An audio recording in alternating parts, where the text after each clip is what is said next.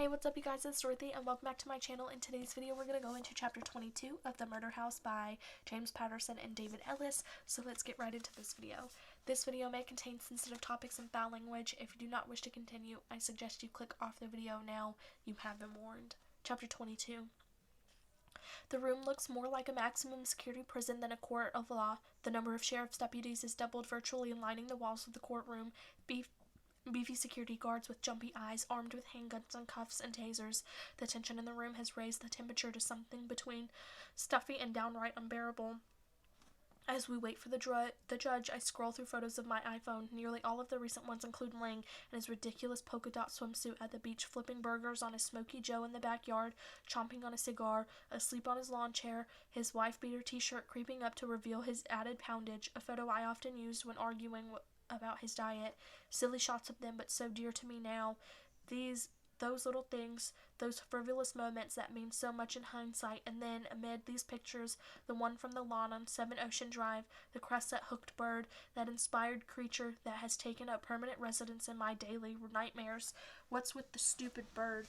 We all rise. Then a collective hush falls over the room as the Honorable Robert Barnett, a handsome and deadly serious judge, assumes the bench. We are back on the record in People versus Noah Lee Walker, he says dryly. For the record, the court has stood in recess for the last week. 6 days ago, the next witness scheduled to testify, Southampton Town Police Department Chief Langdon James, was attacked in his home and later died on his injuries. The court granted a recess in the prosecution's request.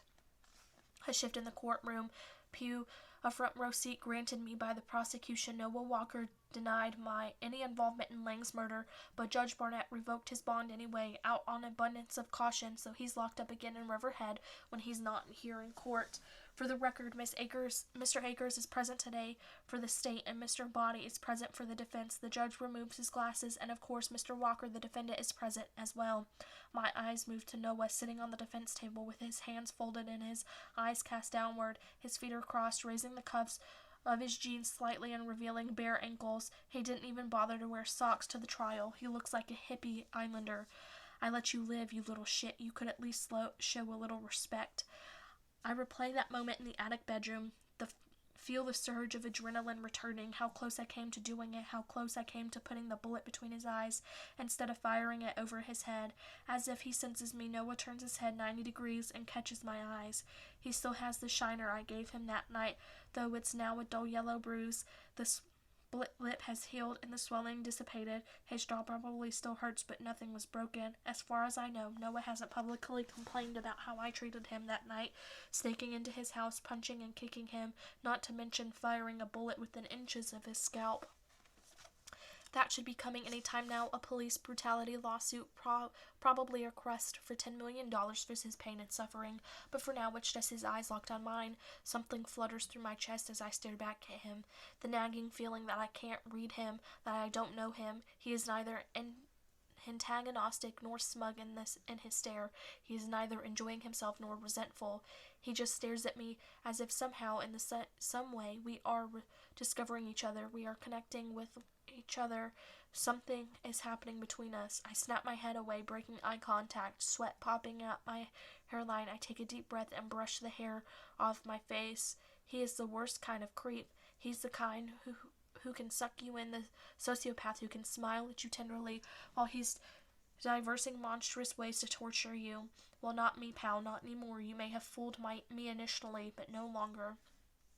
I turn back, looking in his direction again. He hasn't moved. His eyes are still on me, his long dark hair hanging over his unshaven face.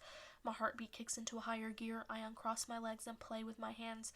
I shake my head slowly, discreetly, unsure of the meaning of what I'm doing, answering no to his question that has not been asked. His eyes narrow to a squint, his jaw rises slightly. Then the lips part as if he's going to speak, but surely he won't, not in the middle of a court session while the judge is talking. He will never speak to me again, and I will never speak to him. I get to my feet and walk down the courtroom aisle toward the exit, which is guarded by 2 sheriff's deputies. I'm done with Noah Walker.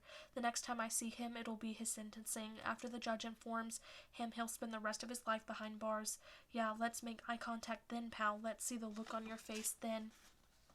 Mr. Brody, says the judge, you have a motion? Yes, Judge, I do. Defense lawyers always have motions. They always have bullshit arguments, smoke and mirrors, misdirection. But the next words coming from his From the mouth of Noah Walker's lawyers frees me in my tracks, only a few paces from the courtroom door.